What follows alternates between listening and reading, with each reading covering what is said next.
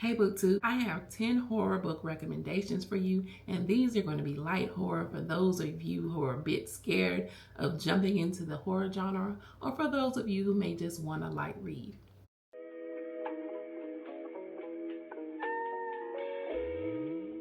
The first book that I have for you is What Moves the Dead, and this is by T. Kingfisher. I really enjoyed this book. This is a retelling of The Fall of the House of Usher by Edgar Allan Poe. In this book, Alex is determined to find out the cause of his sister's mysterious illness. They live in this large, decrepit mansion in the woods, and some creepy things begin to happen when Alex starts to search for more clues as to what is happening with his sister. If you enjoyed this book, there's also a sequel to it, and it is What Feasts at Night. I haven't read this one yet, so I don't have any thoughts on it. Again, that is What Moves the Dead by T. Kingfisher. The next one is another T. Kingfisher, and this is The Hollow Places. And the protagonist, Kara, she ends up getting a divorce and moves in with her uncle. She begins to help her uncle around the museum.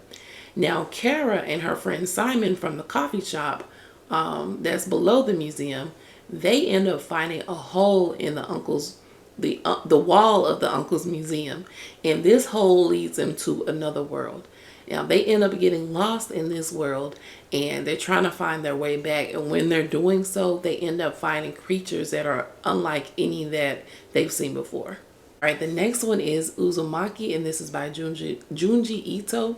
This one is a horror manga. In this book, the townspeople begin to see strange spirals everywhere, and these spirals are connected to strange occurrences that begin happening in the town, and these spirals start to drive the townspeople mad. We're going to find out what type of strange activities these spirals cause and where they're coming from.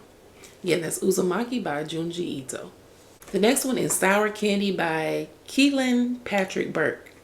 Now, in this story, the protagonist, Phil, he meets this strange boy inside of a grocery store, and the boy is eating some type of sour candy, and the boy is with his mom. Now the mom ends up dying, and the boy comes out of nowhere and starts to say that Phil is his father. Now Phil, he's never seen this little boy before, but he ends up taking the boy home and begins to take care of him. Now everyone in the town seems to remember this boy being Phil's son, and some strange things begin to happen, and we get to see how weird, how creepy, how evil this little boy is, and how he ends up changing Phil's life for the worst. Again, that is Sour Candy, and that is by Keelan Patrick Burke. The next one is Penpal, and this is by Dathan Auerbach. Now, in this book, the protagonist, he is recalling memories from his childhood when he was writing his pen pal. Now, throughout his life, some strange events have always been occurring, and he begins to put the pieces together, and he realizes that maybe this pen pal is still following him and may be related to the strange events that have been happening in his life. Again, that is Pen Pal, and this is by Dathan Auerbach. The next one I really loved, I think this may have been what got me started into reading horror, and this is Horrorstor by Grady Hendrix. And I love how this book is designed. You see that it's designed like an IKEA catalog. So in this book, the employees of the furniture store called Orsk, aka is like an IKEA furniture store, but they end up staying and working at the store overnight. And this is when they realize that the store is actually haunted. Now, it's haunted because the store is on the land of a former prison, and these are restless spirits from this prison that are haunting them and the store. And then we have some weird and creepy things that begin to happen throughout the store, and they have to make it through the night. Again, this is Horrorstor by Grady Hendrix. The next one is Tender is the Flesh by Agustina Bazterrica, and I did do a full video on this one. If you haven't had a chance to watch it, I'll link that in the description. And in this book, a virus has spread and made all meat no longer safe for human consumption. So instead of finding alternatives like plant-based alternatives, people begin to breed humans for consumption, and this is what replaces their meat. And then the humans, they're also, their meat is stored in stores like a human foot, a human hand, and this has become normal. And we begin to see how this shortage of meat begins to affect people's mindset and how cannibalism becomes normalized in this book. Again, this is Tender as a Flesh, and this is by Agustina Bazterrica. The next one is Pet Sematary, and I really enjoyed this one. I don't know, I've heard so many people say this is one of the scariest books they've read or are scared to read it, but I didn't find this scary at all. I actually enjoyed the story and the meaning behind it and how it deals with grief. A lot of these books deal with grief actually, but yeah, this one especially. So this family moves to rural Maine, and they end up finding a cemetery behind their house. If something is buried in it, like a pet, if the pet is buried in it, then the pet can be brought back to life. It can also bring humans back to life. But when the humans and animals are buried in this cemetery and they come back to life, they come back and they're not quite the same. Now, after I read this book, I enjoyed it so much I wanted to watch the movie because I had never seen the movie. So I watched the original movie from the 80s, and I actually thought it was quite funny.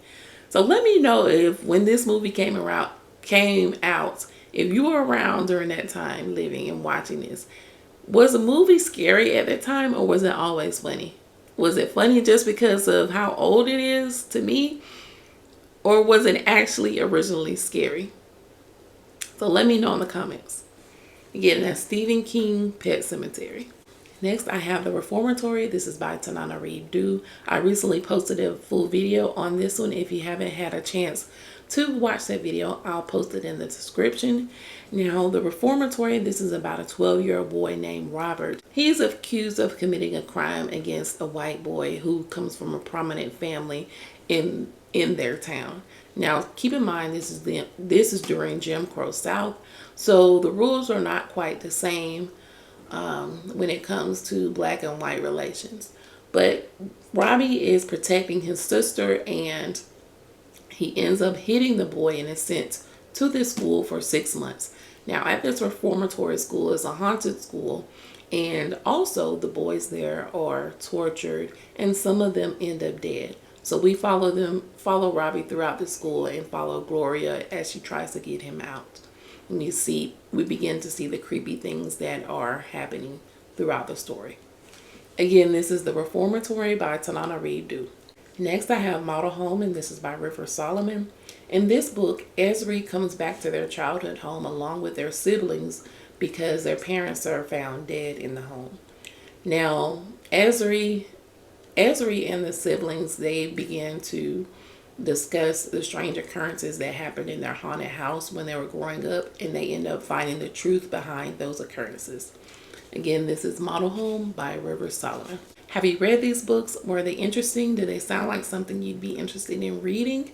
Please let me know in the comments. If you like this content, please make sure to like, comment, share, and subscribe, and I'll see you soon.